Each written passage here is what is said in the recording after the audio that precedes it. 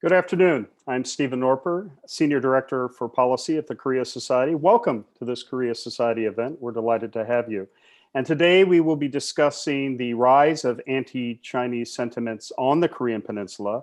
And to do that, we have Professor Gi-Wook Shin with us. He is the Director of the Shorenstein APARC, the Asia-Pacific Research Center at Stanford University. He is also the founding director of its Korean Studies program and the William J. Professor of Contemporary Korea at Stanford University. So we're delighted to have him back. He was last with us to discuss elections and their impact, and we very much look forward to some of his original research and commentary on this issue of anti-China sentiment in Korea. I'd also like to welcome you, the audience, for those of you who are joining us live, as well as later via YouTube video or via podcast. We're delighted to have you with us. And to thank all of our friends at the APEC Studies Center at Columbia University, which is kindly co-sponsoring this event, and all of my friends over at the Weatherhead East Asian Institute and in the Department of Political Science and SEPA. So thank you all for joining, and a special shout out as well to our United Nations friends, many of them online today, and they have just finished a very successful opening to the UN General Assembly. So let's turn to you, Professor Shin. Welcome back to the Korea Society. Wonderful to have you here on a very pressing topic that has really risen in dramatic import and may have some impact on the elections, as well as certainly US-ROK relations and sort of the response to where Korea finds itself relative to public sentiment vis-a-vis China. So happy to have you here today. Okay, thanks, Steve. Also, thanks to Korea Society. I'm very happy to be back to your program. And so it looks like I get invitation when there is election coming up or after election. That's right. There you go. But I think today's topic is kind of a new project, for myself. And as you may know, I've written quite extensively on anti-American sentiments or movement and anti-Japanese sentiments in Korea. But it's kind of new to look at this anti-Chinese sentiment in South Korea. So this is sort of my first presentation. And I try to make it about for 20 minutes. But I got much more data. And I like to write a paper based on this project. So I do welcome comments and feedback from you and also from the audience. So let me share my PowerPoint on the screen. So just bear with me for a second.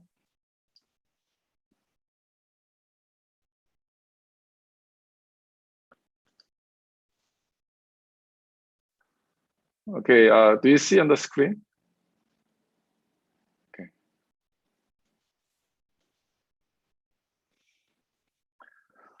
Okay, so if you're following in the media or news in South Korea, in recent years, there has been some kind of episode involving China that has provoked negative views of China among South Korean people. So for example, I think it was early this year, I think it's March of this year, Korean TV was showing a drama, Joseon Exorcist. And there was some allegation that they were using Chinese dress in the drama, and it actually provoked public outcry. And the TV station has to cancel after 2 episodes. I happened to watch maybe 10-15 minutes of, I think, the first one. And I'm sure the TV station has invested in this drama quite a bit of money, but really had to take it back. And also there was, I think, project to build Chinatown in Gangwon province to promote tourism, Chinese tourism. But then it also got public protest saying, why are we building Chinatown in our own territory, and also it had to cancel. And some of you may be following about this controversy over Chinese claims to Korean culture, like hanbok, traditional Korean dress, and even kimchi, and then arirang, major Korean folk song. So especially among young netizens, there was some controversy over these issues. And then, last year, right after pandemic began, South Korean government sent some masks to China as a goodwill gesture. But at the time, also mask was in high demand in Korea. That also some provoked anti-Chinese sentiment. So, it's interesting that there are like, one after the other, some kind of episodes that provoked anti-Chinese sentiment in South Korea. Okay, now we can also look at overall trend of South Korean public opinion regarding China. I mean, also US, Japan, North Korea. So I don't think there is any single data source to show like the trends for last 20 years. But we are able to compile from two different sources to show trend. So I think here, rather looking at the number itself, but the trend is very important because like if you look at here, China, it really began to decline in terms of positive view of China, like from 2017, and then by May of this year, here if you look at this one, I think maybe for the first time there are more negative views of China than negative views of Japan. So anti-Japanese sentiment is nothing new in Korean history. And we know that there are strong anti-American sentiment in 1980s and then also early 2000s. But now, I think it's a real trend to see the rise of anti-Chinese sentiment among Koreans. So if you look at some episodes and public opinion trend, it's quite clear that it's a real phenomenon. It's not something passing quickly. And furthermore, can you see my graph or not? Okay, so you can see that this anti-China sentiment is quite a global trend, especially among advanced democratic nations. But in terms of change from early 2000 to the present, probably most dramatic change for South Korea. So we also have data to show that maybe in some other country in Africa or Latin America, there is a strong anti-China sentiment, but at least among some advanced liberal democracy, it's a fairly common phenomenon. Okay, now then you may wonder what happened. What is causing this rise of anti-China sentiment in Korea? I mean, there are some situational factors, but also some underlying causes to provoke this public opinion. Certainly, air pollution has been mentioned as one reason. Air pollution is quite bad in Korea, especially in springtime. When you go to Korea, my Korean friends complain that, it's all coming from China. Okay, so I mean, you can debate how much has to do with China or South Koreans its own, issue. But a lot of Koreans believe that yellow dust and fine dust coming from China over Yellow Sea really creating air pollution in South Korea. Also, some complain about Chinese handling of COVID-19. Actually, Korea and Japan had the most negative assessment of China's handling of COVID-19 at 79%, according to Pew Research of last year.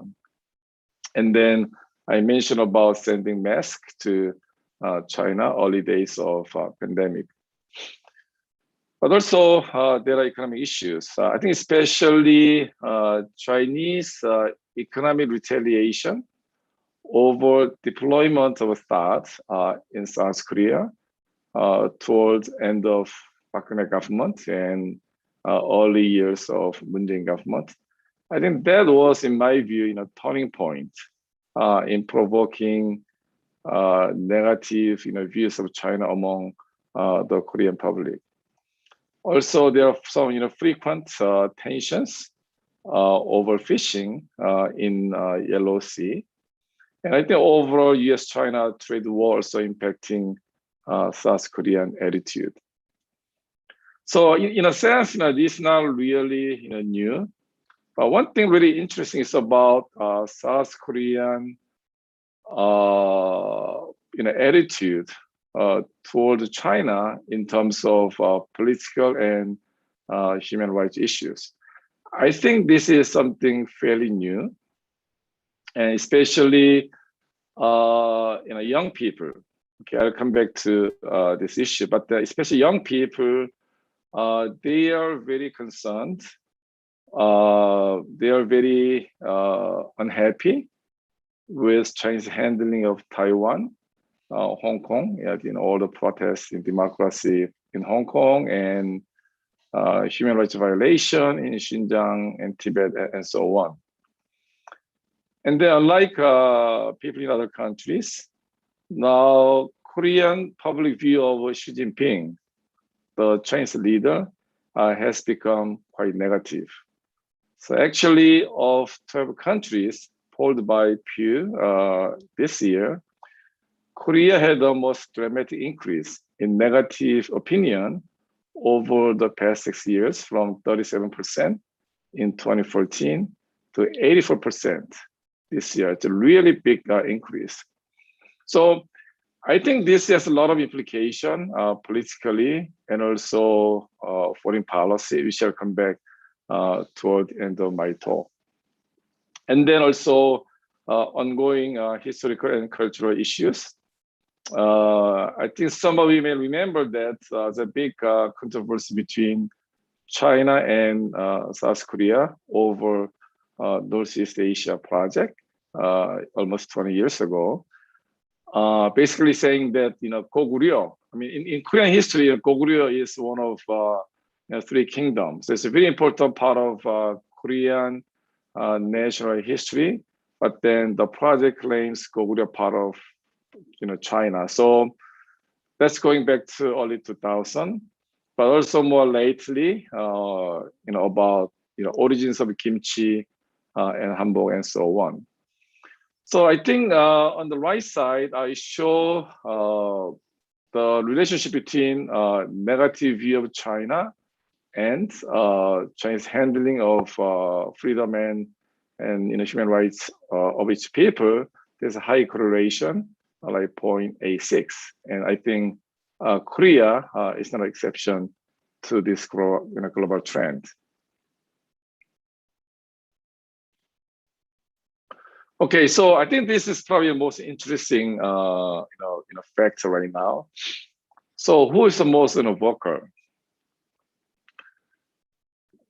So if you look at in a survey, yes, right now actually those in 20s and 30s, okay, they are most negative against China. So if you look at here, 20s, very negative. I mean, so there's like the younger, they are more negative against China.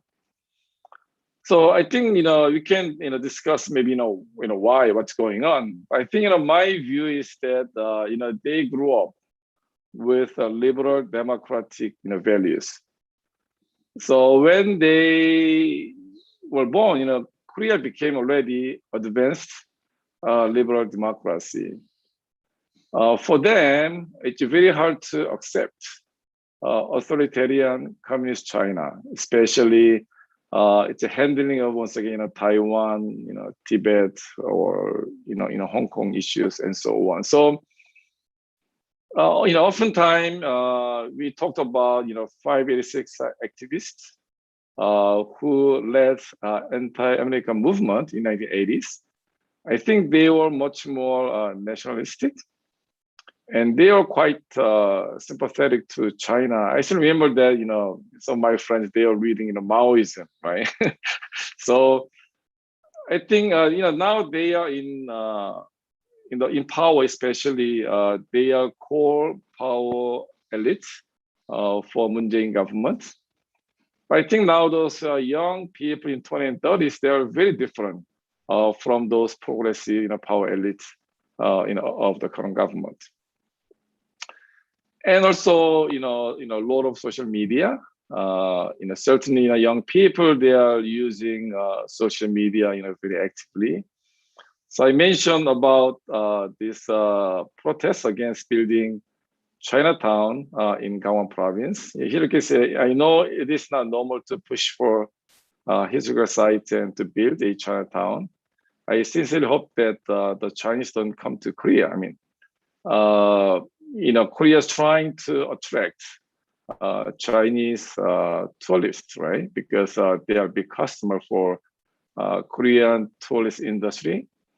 But now they express opposition, and I'm not going to experience Chinese culture. So this is like a petition to the Blue House, and you can find a lot of comments like this online or through social media. So here is also a question about if the US-China continue their rivalry, which country should South Korea strengthen ties with? And certainly much higher for United States, and then especially for young people, you can see that very high among 20s and 30s.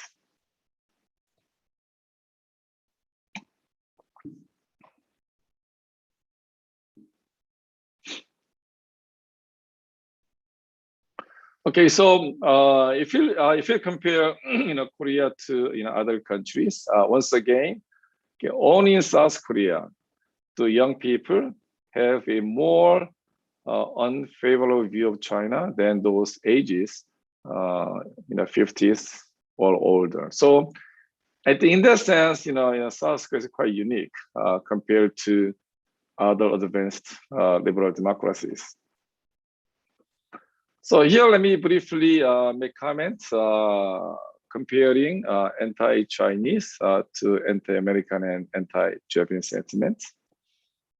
So regarding anti-American sentiment, it was largely critique of US policy, especially American support of Korean dictatorship during authoritarian years. But it wasn't really against American people or even American culture. I think still they respected American institutions like higher education. And regarding anti-Japanese sentiment, it's coming from largely historical memory of colonial rule and nationalism. But still, you could argue that a lot of young people still they love Japanese culture. I mean, they love sushi and like Japanese fashion and so on. I think compared to those two, anti-Chinese sentiments may be seen as more like critique of Chinese cultural imperialism and illiberalism. And I don't think many Korean people say we should learn from China or respect its social and political institutions. So, once again, in my view, anti-Chinese sentiment in South Korea is quite different than anti-American or anti-Japanese sentiment of the past. Oops. Okay, so finally, then, what are implications, for politics and also security. Okay, this is just my view, and I would welcome any counter argument, and hopefully we have some conversation on this.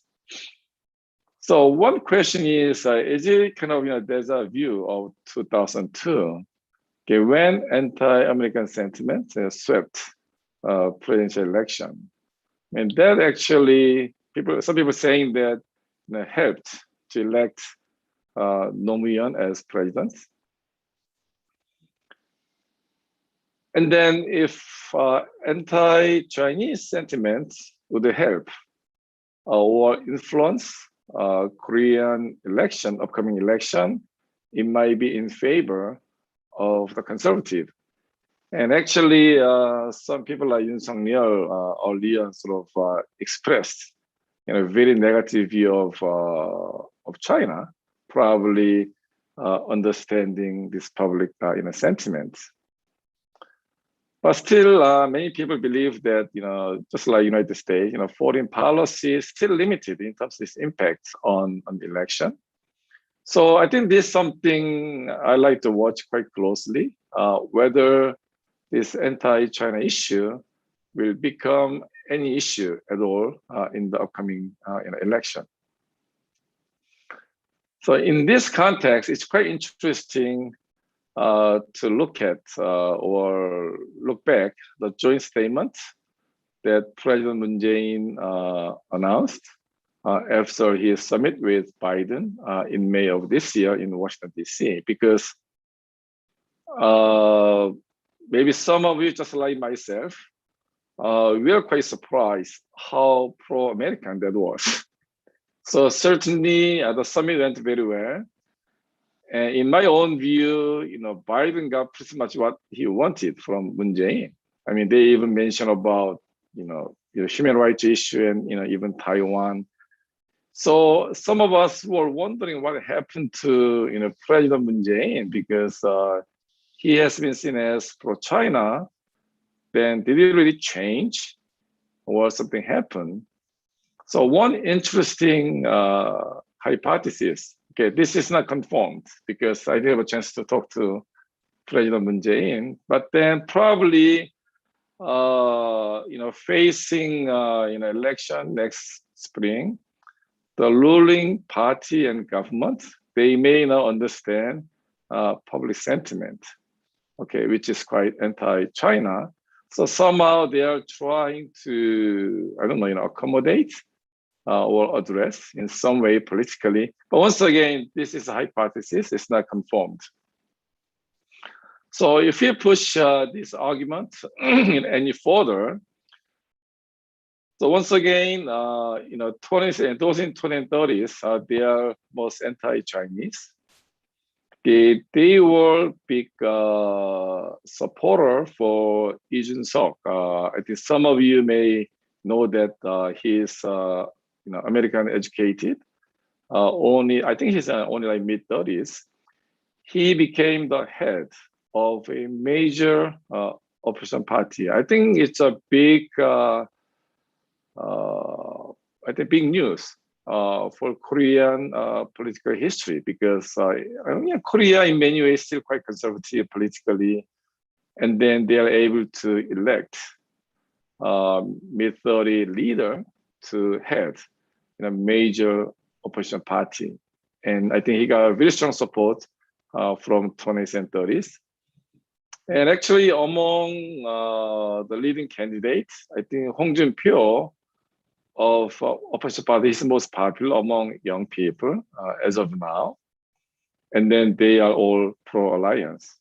So once again, this may be coincidence, or this might become important political force in Korean politics, especially if conservative are back to power. So, once again, I'm, sharing a lot of speculation of my own, but it's something we may watch for next spring and, before and during and after election. Okay, finally, what's the implication for security? I mean, certainly this can be a good opportunity for U.S.-Korea alliance. They has gone through some tough time because now the public is behind this alliance. And also by looking at anti-China sentiment in other parts of Asia, this might be good opportunity for US pursuing free and open Indo-Pacific strategy. But still, if you have to say to US and also China, one thing big powers have to remember is that they really have to respect Korea. Because in Korea, there's a mentality that Korea is like a shrimp among big waves, right? And certainly, China's a big country, but still Korea is not anymore a shrimp, in my view. If you look at national power of Korea, in military, economic, cultural power, you could argue Korea is like anywhere between top 10 to top 15, right? And Koreans are very proud of their nation. Actually, I skipped one part somehow. So here, so if you look at the reason for Koreans' negative impression of China, so certainly economic retaliation was a big factor. But still, that kind of decreased over time. 81.5%, almost 82%. 2 years ago, but now about 65. So it's still high, but kind of on the decline. But if you look at this one, okay, China's lack of respect for Korea, it's a very big factor, and it has increased over time, almost 10% over 2 years. So, when there was a strong anti-American sentiments in early 2000, I began a project to analyze, and actually I was able to publish book One Alliance, Two Lands. My main argument was that sure, US has been big brother for Korea, but still, Korea is not going to just follow the American lens. Korea has developed its own land. That's why I say it's one alliance, but two lands. So I think, my policy suggestion was that US should respect Korea. Otherwise, Korea will continue to have anti-American sentiment in some way. I think the same thing can be applied to China. I think my view, China has become much more aggressive toward Korea. Maybe same thing for other Asian neighbors. And, Koreans will react. And, as far as Koreans believe that China doesn't show any respect for Korea or Korean people, Korean culture, they will speak out. So I think especially for young people, once again, who grew up in liberal democracy, in fairly affluent society, they will express, their views.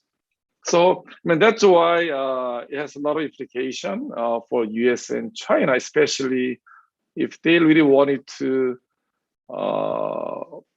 push, Korea, out of their own, I don't know, in a network or their policy arena. So, I'll just stop here, and I hope that I gave enough or provoked enough to make some comments or react. So thank you so much. Oh, thank you. Wonderful, Gi-Wook. We really appreciate it, Professor Shin. And yes, thought-provoking and challenging. So we'll challenge you with a few questions. I'll offer a few first and then turn to those submitted by our audience. And if you have questions or comments, please do submit them again to policy@koreasociety.org. We'll turn to those shortly. And if I could ask you, Professor Shin, first off, and gathering from one or two questions already submitted, look, this is public sentiment, and you've really parsed it nicely.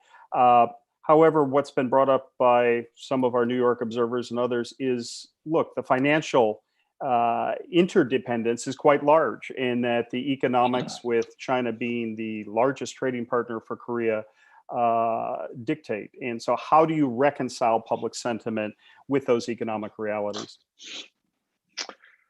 I think that's excellent question. And I think one major framework among foreign policy makers or experts inside Korea was what they call 안미 경중. So U.S. for security, China for economy, right? And I think that's been a major policy framework for last maybe 10, 20 years because they recognize the importance of China economically. And I don't think that framework is working anymore. Okay, because yeah, sure, I mean, China is very important, there's no question. But now, as you know, US is trying to build sort of a technology alliance, right? So like a semiconductor and auto industry and so on. So I don't think Koreans can say anymore, oh sure, yeah, US for security and China for economy. I mean, that's why now it's a really tough time for Korea. I think the new government has to make a decision because even regarding Quad, right? Korea was very hesitant to join because Quad is seen largely as like anti-China measure. So Korea was kind of reluctant to take side one way or the other. But I don't know whether Korea can continue to do that, especially now Biden administration is pushing for technology alliance. So in my own view, I'm not an expert on trade, but I think it's quite likely that China and US may enter actually decoupling in high-tech area, right? Just like we have an Apple and Android for smartphone, right? But maybe when it comes to manufacturing, because of so much value chains are tied up, it may be difficult to decouple. So I think things change a lot. So I think that's why in the new government, once again, they have to review and rethink about this framework of US for security, economy for China. I understand that it's a very difficult question, but I don't think Korea can avoid it any longer. They have to confront. They have to come to some solution. Thank you, Professor Shin. And I would invite those listening and viewing to please go back and look at our program from 2 weeks ago on supply chain diversification and cooperation between the United States and South Korea on tech and ship fronts in particular. If I could ask you too, I'm very pleased as a professor of foreign policy to hear you comment on the idea of respect and a more independent Korean foreign policy. I think part of the problem often is that Korea gets caught in views looking through the Sino-US relations prism.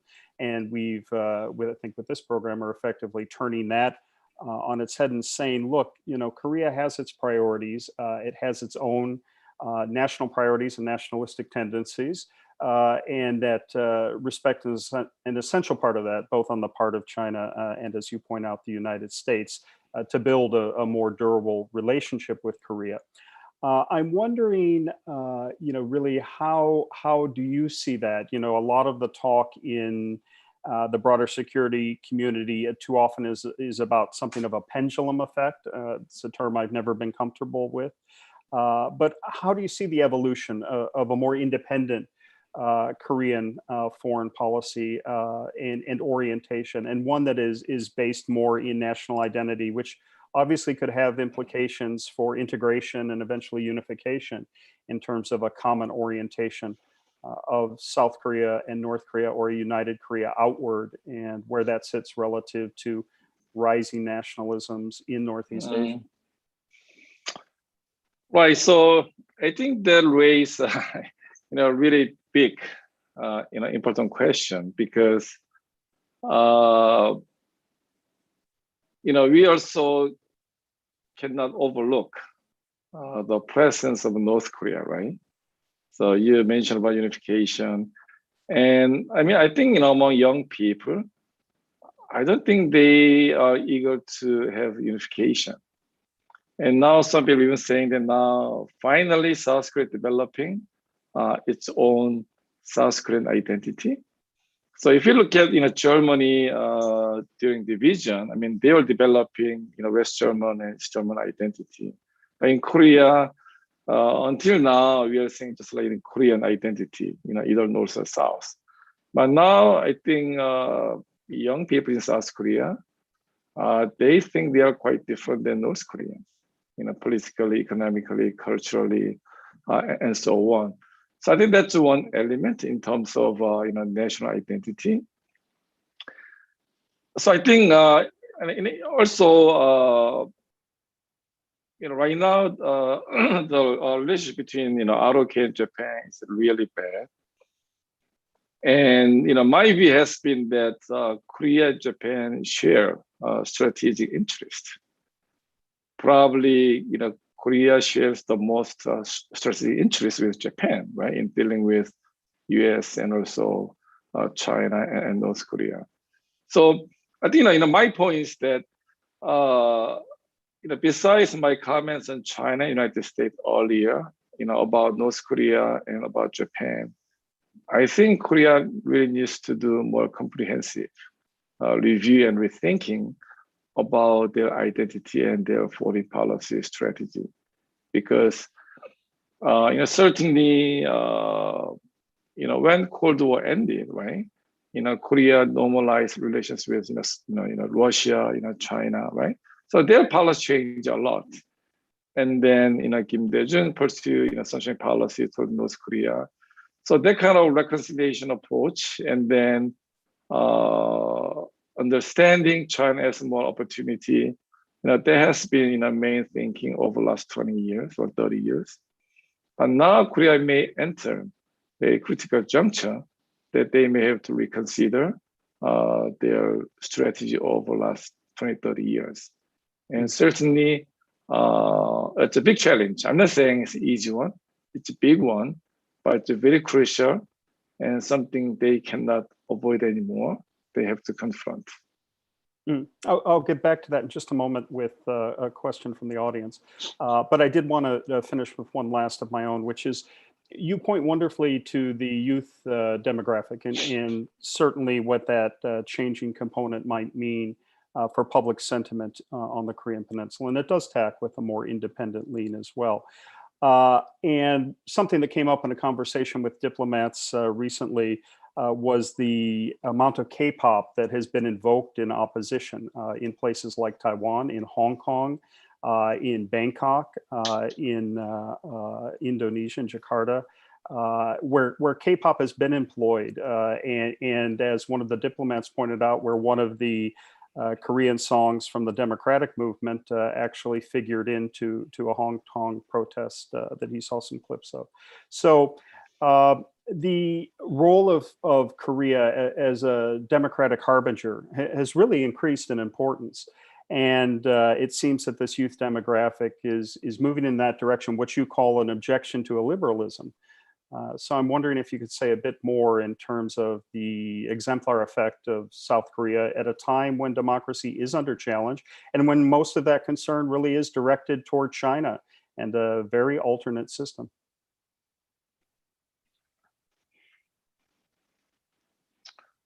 I think I can make two comments. One is, I mean, I wrote and also I said in multiple times, but Korea also going through some demographic challenges. There are some signs that Korean democracy is going backwards. I mean, it's a different topic. So that's something I'm a little concerned. But regarding like K-pop, sure. I mean, it's amazing that how popular K-pop. Even for me, I've been sort of kind of little ignoring because I don't really fully understand, why it's so popular. I still don't understand why BTS is so popular. But then, like, if you look at my students, I mean, they are so much into K-pop. So finally, I had to address this issue in my class on Korea. And I think for Korean government, there's some temptation to use the popularity of K-pop for diplomacy. I mean, certainly it can be part of public diplomacy. I think you got to be careful because you don't want to dictate, and then it can lead to demise of popularity of K-pop. So, I mean, if you talk to maybe Korean diplomats, I'm sure they wanted to use like BTS and Blackpink and others for Korean national interest. I think we got to be very careful because I think a good example is China. I mean, they were throwing money through Confucius Institute, right? But that backfired in the state, in some other parts of the world. So I think once again, K-pop, its popularity can be a good resource for Korea. But at the same time, be careful in not abusing or misusing that for sort of Korean national interest. Yeah, I'm sorry. I was kind of going in a little different direction, Professor Shin, which was that it's actually from the ground, right? It's from protesters in Bangkok. It's from protesters in Hong Kong who were employing this, who were actually looking at Korea's political transition back then as something of an example, who see a modern, sophisticated Korea as something to which they wish to aspire, who perhaps see Korea as standing up though smaller, to China in some ways, but certainly an alternate system. So, there's sort of a homegrown protest aspect of this, which is intriguing. And I didn't know if it intrigued you as much as it intrigued me. Yeah. Well, okay. So I guess I misunderstood your question. But sorry. Yeah, but certainly, I think Korea can offer a lot to those places based on Korea's own experience. Right. So, like for example, like at my center, we have a lot of visiting scholars from Asia, and we got one from Myanmar some years ago. She was a doctor, and then she was asking for help. Okay, and then I shared Korean experience, and actually she was a medical doctor. I guess I gave her a little careful, but then she led sort of Black Ribbon movement in Myanmar. And sometimes I would drink with my Chinese friends, and some of them are very concerned. And I think a few years ago, we are having dinner, then that was actually anniversary of Tiananmen Square protest. And then he got really depressed and drunken. So I said, Korea went through, but now Korea became a liberal democracy. So you shouldn't, forgive your effort. So, once again, I mean, this is one area that we can actually have a good conversation. I mean, that's why I'm a little disappointed that the current government has sort of ignored human rights issues in North Korea or Hong Kong and some other places, because after all, Korean activists, they really appreciated American NGO support for their movement for democracy and human rights in 1970s under Park Chung-hee government, right? So, in a sense, they should really support those democratic movements, elsewhere, offering advice based on their experience. Thank you, Professor Shin. And of course, Myanmar is a place where Kpop has been employed since the military overthrow, and where the United States and South Korea at the official level have, issued common statements of concern about the political challenges there. If I can pick up then with a few audience questions, let me begin with one from Yesun Kim from Ewha Women's University. How might this rise in anti-China sentiments in South Korea affect inter-Korean relations, since North Korea and China seem to be strengthening their ties during this pandemic? And that was a set of observations that John Park from Harvard also shared with us on September 9th when we kicked off our fall policy series, an excellent program. But how does that impact, DPRK, PRC relations, and then prospects for inter-Korean relations? I think that's important and I think an interesting question, because I think even among American policymakers, some people believe that we should push China, right, to push North Korea, right? But then other people saying that even China has limited influence on North Korea, right? So I think when Park Geun-hye went to Beijing to join celebration of Chinese, despite reservation from other allies, I think her thinking was that by going to Beijing, then she was hoping Beijing can be more proactive in dealing with North Korean nuclear issue, and then nothing happened basically. So I think some people may expect Beijing to be more proactive in facilitating inter-Korean relationship or North Korean nuclear issue. But I also of opinion that Beijing influence on Pyongyang is quite limited. So I don't know whether I'm answering the question, but no, very well. That's my view. Yeah.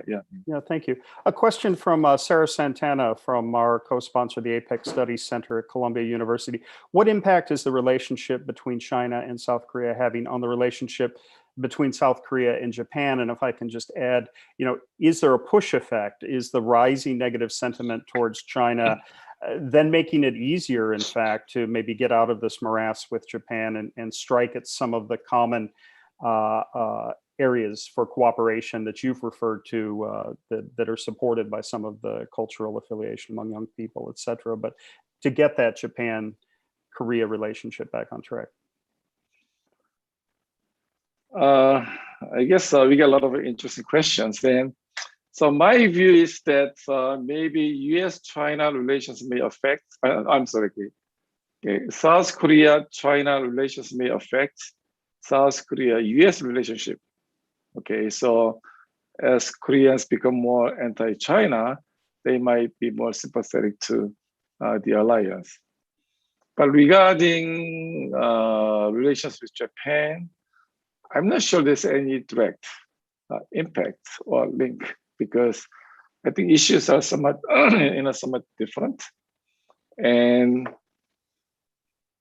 but once again, my view is that Korea shares a lot of common strategic interests with Japan, so they should try to improve. But once again, any impact of their relationship with China, maybe not direct. So maybe if there's any, fairly limited. That's my understanding. Let me flip to a different regional impact question. This from Tiffany Chen with the Taipei Economic and Cultural Office in New York City.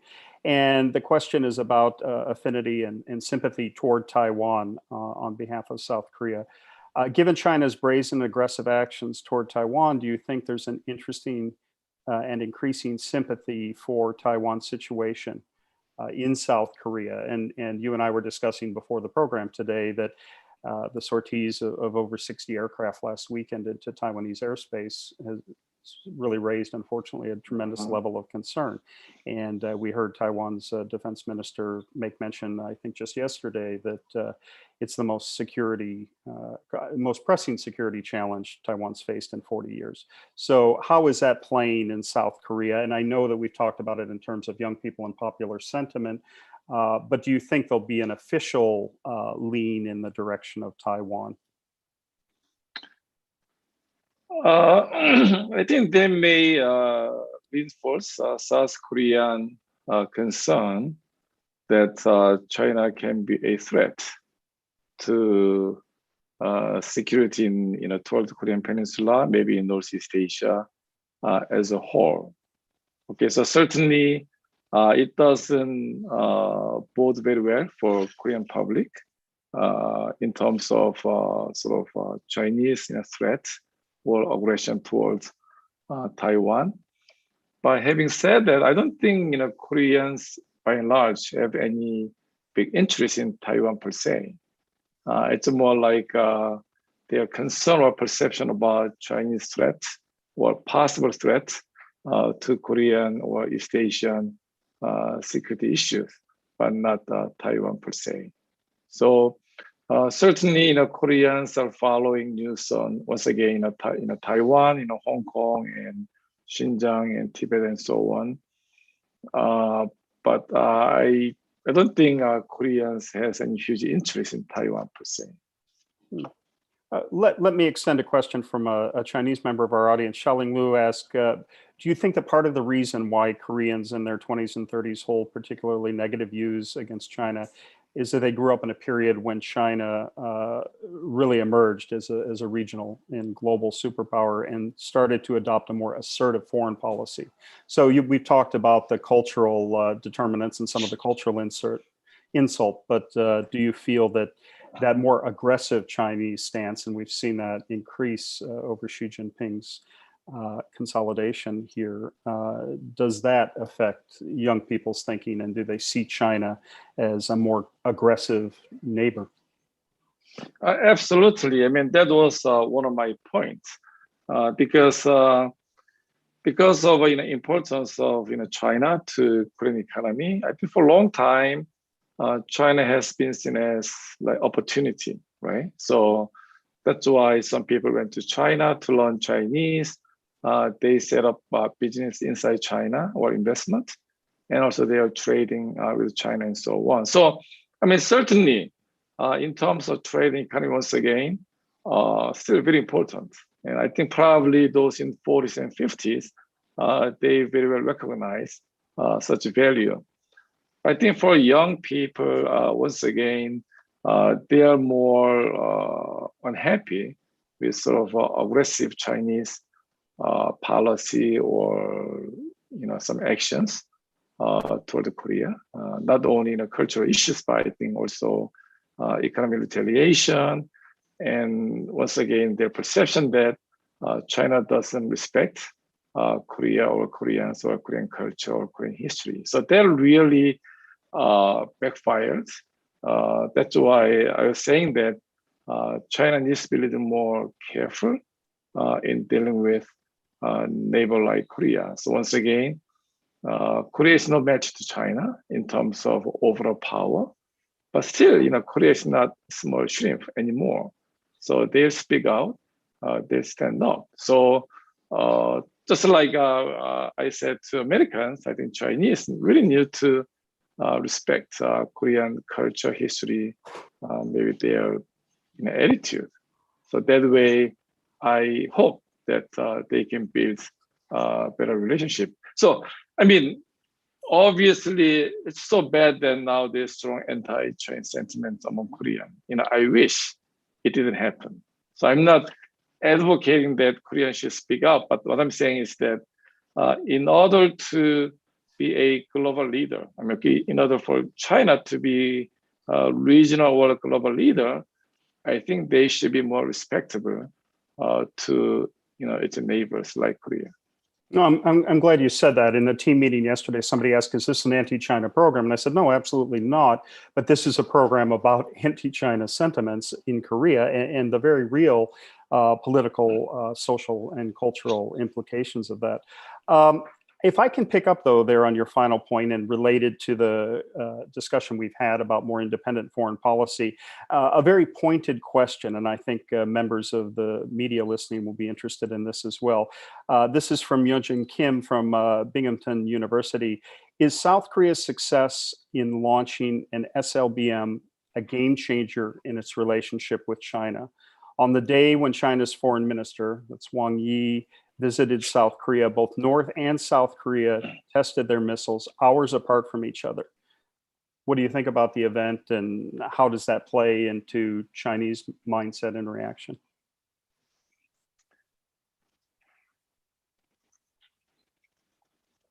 So, I'm not sure whether timing was coincident or intended. But I know that among some Korean leaders and policymakers, they believe that they should have some capability of, let's say, a missile reaching out to Beijing.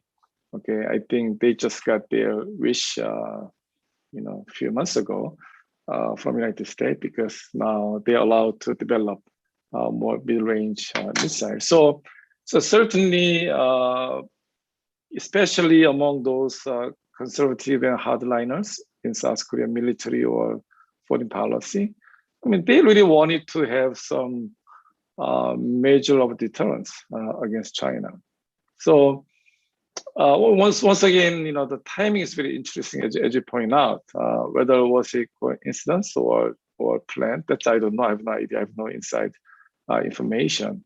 But certainly, that shows that Koreans are increasingly aware of potential threats, from China. So I'm glad that you point out that this is not about anti-China. It's about analyzing anti-China sentiment. And especially for me, I'm teaching at Stanford and I'm running Asia-Pacific Research Center. So I'm not only dealing with Korea, I'm dealing with China, Chinese or Japanese. And sometimes some of my Korean friends saying, why you don't be more critical of Japan, right? So, once again, I'm trying to say, why Koreans became more negative against China and what China can do to improve relationship. But then at the bottom line is that, they are all neighbors, Japan, China, Korea. They share a lot of economic strategic interest. And I think we should work to improve their relationship, not only bilateral, but also as a whole. So if anyone believes that I was trying to promote anti-China, that's totally, completely wrong. I'm trying to promote reconciliation, cooperation. But in order to do so, we have to understand, why Korea became fairly all of a sudden became anti-China. I mean, unless we understand main causes, there's no way we can improve. So hopefully that point is well taken. Yeah, thank you, Professor Shin. And that's an important point to close on because there really are important areas of cooperation as well, to include green climate issues where Right. both Korea and China really do have some great technologies in play, and there may be opportunities for cooperation, as well as other areas of energy and ability, especially as we move towards things like electric vehicle technology, et cetera, for the two countries to be cooperating and for there to be synergies. And we see this sometimes at the business level. You used an interesting analogy in terms of talking about Apple and other systems. And clearly there may be differing supply chains, or there may be different positions, but there's also opportunities for cooperation. There's also opportunities for cooperation geopolitically on issues like North Korea. And with integration, that will require a lot of common cause. Let me just ask in closing then, a final thought in response to a question from Sean King at Park Strategies about, do you think this is going to impact the elections to be held in March? And building out on a question from Kim Kyu-won from Seoul National University about thinking about negative sentiments and perspectives. Will this lead to a sense of kind of growing tension? And a question from one of your colleagues in engineering who asked about, will this be moving younger South Koreans to a more conservative political party orientation that may have a lasting effect? Those are all very complex issues, but I guess the bottom line question is, do you think it's going to impact the election, or is it wait and see, and then we'll talk about that after? So my own prediction is impacts will be quite limited. I think there will be some, but I don't think it's a huge, deal breaker in the election. But I think much more important, I think this will impact the policy of the new government. Whoever wins, especially if conservatives are back to power, I think this will make a huge impact in my view. So maybe impact on election may be more limited, but maybe impact on the new government will be quite significant, especially if conservatives are back to power. But even progressive, remain in power, I don't think they can ignore this public sentiment. So we'll see. But my bottom line is that impact on election is limited, but there will be more impact, real impact on the foreign policy of the new government. Professor Shin, thank you so much. We're at the hour and we're really grateful for all the time, for all the data that you've gone through today and your synthesis, your aggregation of it, which has been brilliant and really informative to all of us. I really would like to thank our audience members. We know you have a busy schedule and lots of choices. So thank you for joining the Korea Society at this time. And a special shout out to those members of the Korea Society staff and intern team. I'd like to thank Peter Stemke, who puts together all the great video and audio, to Haley, to Jonathan Corrado, and to Claire Callahan for all their kind efforts in support of this program, as well as to the APEC Study Center at Columbia University. And we would invite you back on November 4th when we discuss what makes a great Korea analyst, and we'll have some insights both live and via video from some prominent women and men in the field who think about Korea and who can help us dispel illusions or misnomers or misgivings and really strike at better Korea analysis. And then again on December 2nd, as we are joined by Ralph Casa, the President Emeritus of Pacific Forum, to discuss regional implications and help us wrap up the year. Those are our public programs. Thank you to the Korea Foundation for supporting those. And thank you all for joining. If you're interested in joining the Korea Society annual dinner, please do see koreasociety.org and speak to my wonderful colleagues in development. Professor Gi-Wook Shin, thank you so much. All the best to you and Stanford and the Shorenstein Center and the important work you do.